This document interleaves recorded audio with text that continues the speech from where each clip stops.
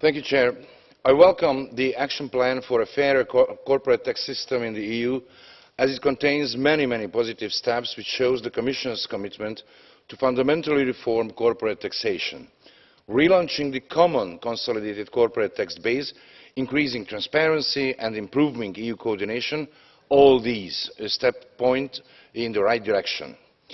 However, I must also emphasise the disappointment caused by the fact that the country-by-country reporting was not included in the action plan, although I would have provided the desperately needed transparency with which the EU could ensure that big corporations stop tax jogging.